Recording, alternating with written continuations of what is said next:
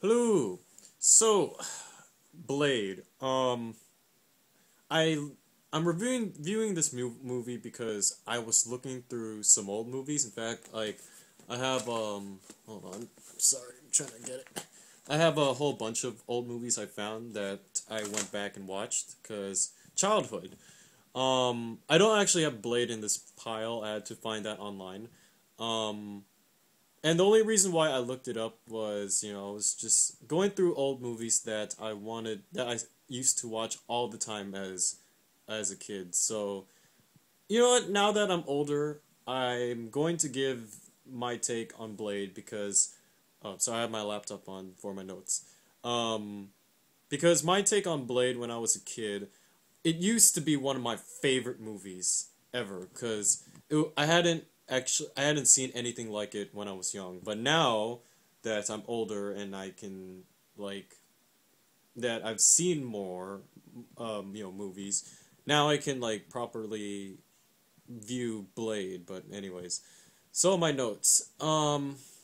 This isn't there. I didn't really take that many notes because Blade isn't actually that complicated of a movie. In that there's not a lot of things that you can read into. That it's either you like it or not. And what I mean is there's not a lot of stuff that not like Inception where there's a lot of things to read into that you might want to get a second viewing just to get the things you didn't get. In this movie, you pretty much get it like one viewing, so you can form your opinion immediately after seeing it. So, starting with the pros, I didn't really write a lot of pros. Not saying is not a bad movie, I'm gonna say it straight already. This is a good movie, okay? It's not the best, it's not even the worst, it's just like, it's entertaining. The pros is mainly, it's fast paced.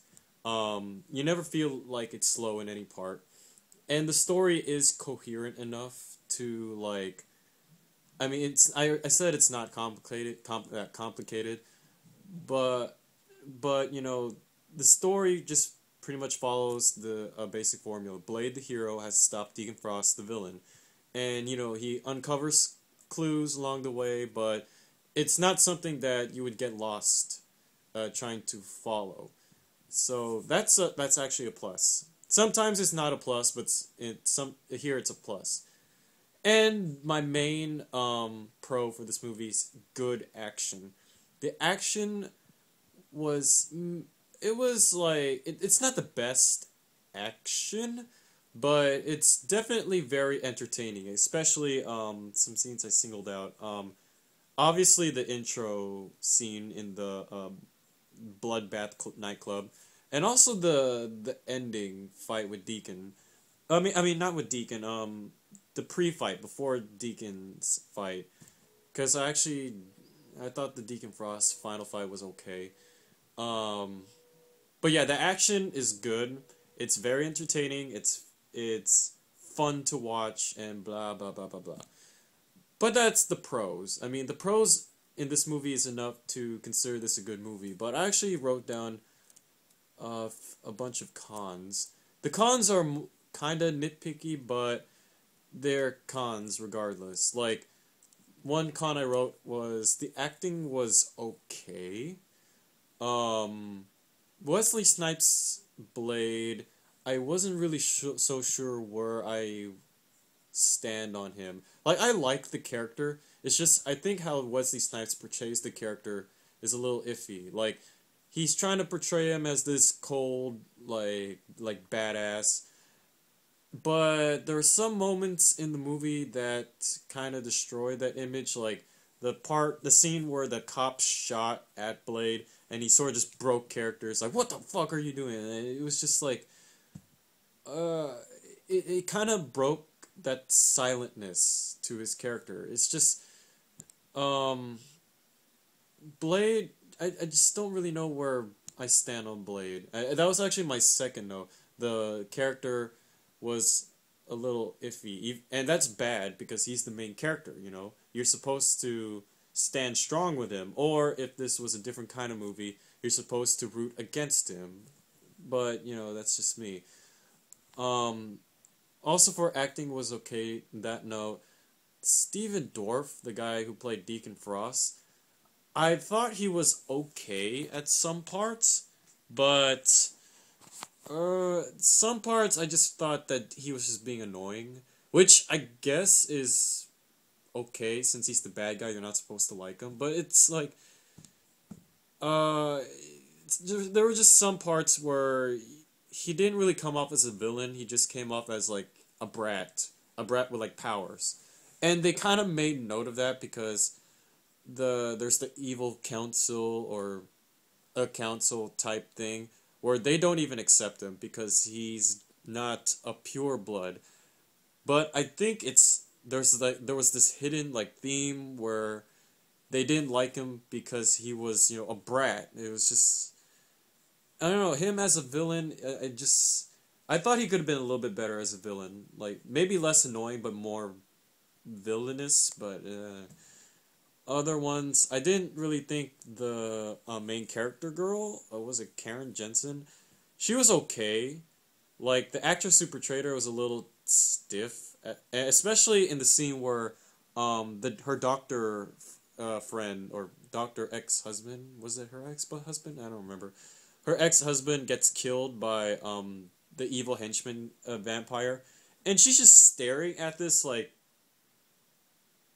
it's just oh wow, a burnt victim is biting him. Oh, and that's her like tone for the rest of the movie. Like I think she's like trying to copy Blade at some points with her like stone coldness, but it doesn't work for her character. I don't know if it's the actress or they actually wrote her in that style, but it just came off as weird. Um, I think the only actor who I had no problems with was Chris Christopherson as Whistler. He was very entertaining actually in this movie. Out of all the actors, I single him out as the most entertaining to watch. Um, Other than that, other notes. I also wrote down effects were okay, but I probably shouldn't say that because this movie was made in 1998, so maybe it was the best at the time. I don't know. Um, the effects kind of reminded me of Mortal Kombat, Annihilation, or first Mortal Kombat, whatever. But you know what? I can forgive the effects because you know what? It was made in the 90s, so it was good for what it was. And other notes, going back to the Karen Jensen character, I also found her a little unrealistic because oh, she found a thing. Not really. Was it a cure? Yeah, she did find a cure, and she also found a way, something that like